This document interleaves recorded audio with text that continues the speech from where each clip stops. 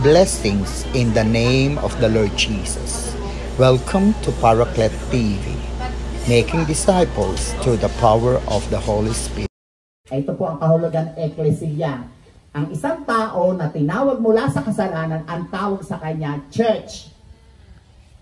No, kaya po kayo, kung isang araw ay nakilala niyo si Jesus, no, at noong makilala niyo si Jesus, yung gospel, naunawaan niyo that Jesus died on the cross, Jesus has resurrected from the dead, for one reason, to pay the penalty of sin. Yung kasalanan ay binayaran niya sa pamamagitan ng kanyang dugo, because without the remission of sin, there will be no forgiveness of sins. Walang kabayaran ng kasalanan kung walang kamatayan o dugo. Naniwala siya sa this I believe or put faith. Naniwala siya na si Jesus lang ang kanyang tagapagligtas. Ang tawag po sa inyo ay Ecclesia. To call out from sins. No. Pag sinabing church, mayroon pang ibang kahulugan ito. No, ibig sabihin po ng church, congregation, sa Tagalog, simbahan, no, pwede ring samahan, organisasyon, or assembly, kalipunan. Haliban doon, na yung eklesyang ito ang nagtatag ay isang matibay na bato, yung Petra. Ito ay wala iba kundi si Jesus. Kaya sabi po na pananakasulatan, may kapangyarihan yung batong ito.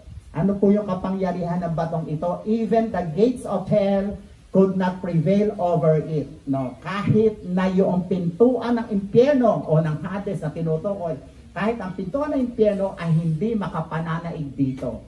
Walang anumang pwersa na mas makapangyarihan pa o mas matibay pa dito sa itinatag ng Diyos na kanyang iglesia. So, no, si Jesus po ay nasa lupa, unti-unti niyang itinatag ang kanya pong iglesia o ang kanyang community. Yung Jesus community niya, itinatag po niya. Na gumamit po siya ng mga tao. No.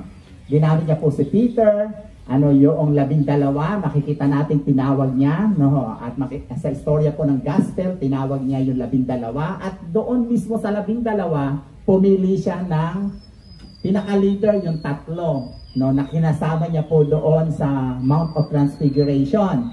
No, si Peter, si John, at si James. No, yun po yung pinaka-inner core niya. Pero mayroon pa po siyang na natitira na leaders din.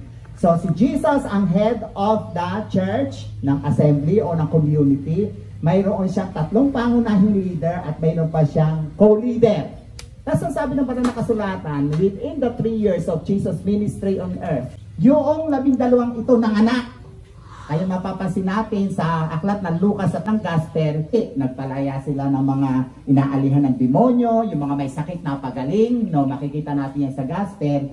Nagkaroon ng 70 pa, ang sabi naman na nakasulatan, yung mga 70 mga disipulo, pinaalis niya upang gamitin ang susi, nagbahay-bahay sila. At bumalik yung 70, tuwang-tuwa sila, Jesus, tunay na sumusunod sa amin ang mga demonyo. No, na sa pangalan mo lamang sila ay napapalaya yung mga inaalihan nila. At bago po nagwakas yung ministeryo ng Panginoon, mapapansin natin noong siya po ay nasa Mount of Olives, umakyat po si Jesus sa langit, nagpaalam po siya sa mga alagad, mayroon na po silang asabi ng Bible 500. Sabi niya sa Mateo 28, go and preach the gospel. So yun po yung misyon.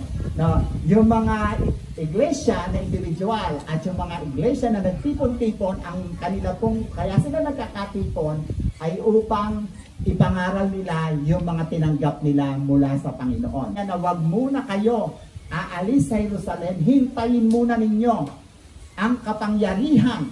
No, hintayin muna ninyo ang kapangyarihan upang kayo ay maging mabisang mga witness. No, witnesses, first to Jerusalem, to Judea, and to Samaria, and to the uttermost part of the world. At tama nakatanga yung 500, bigla may lumabas na anghel. Hoy! Ang sabi ng anghel, ano tinitinda nyo dyan sa alapaap? Yung nakita nyo si Jesus na umakyat dyan sa alapaap, ganyan nyo din siya makikita sa kanyang pagbabalik. Amen? Amen. So tayo po bilang kalipunan ng Panginoon, kaya po tayo nagtitipon para maihanda tayo sa pagbabalik ng Panginoon. Amen. Kailan siya babalik? Sa wakas ng panahon. Kailan ang wakas ng panahon? Ang sabi ng banal na kasulatan, in the last days. Ang last days po doon ngayon na.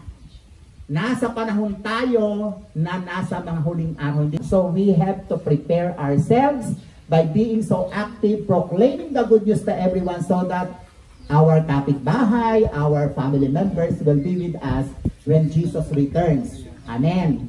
Lumabas ang anghel ng Panginoon, ang sabi sa kanila, doon kayo, pumunta kayo sa upper room, hintayin ninyo ang pagbaba ng Espiritu Santo upang siya magiging katulong ninyo na upang lalo kayo maging epektibo sa pangangaral ng salita ng Diyos. Ang ginawa po noong 500, nagsama-sama po sila. No, nagsama-sama. No, nagtipon-tipon, nagkaroon sila ng community. So mapapansin natin dito na si Jesus ang nagsimula at pinagpatuloy po ng mga leaders, pinagpatuloy po ng iba't ibang members noong kalipunan na yon. No. Nung magsama-sama po sila, mayroon po silang ginawa. May 4 na bagay po silang ginawa. Yung the 4 fundamental activities na dapat ginagawa sa mga samahan. At sabi ng 4 fundamental activities, hindi pwedeng hindi nyo ito gagawin. This is a requirement. This is a foundation. You must do this. Noon ng Acts chapter 2, verses 42. Sama-sama sila na natili.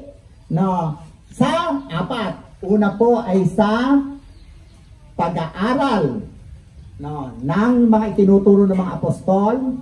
Pangalawa, nagsama-sama sila sa pananalangin, Acts chapter 2:42. Pangatlo, nagsama-sama sila bilang isang kalipunan o fellowship in English sa communion. At pang-apat, nagsama-sama sila sa Lord's Supper.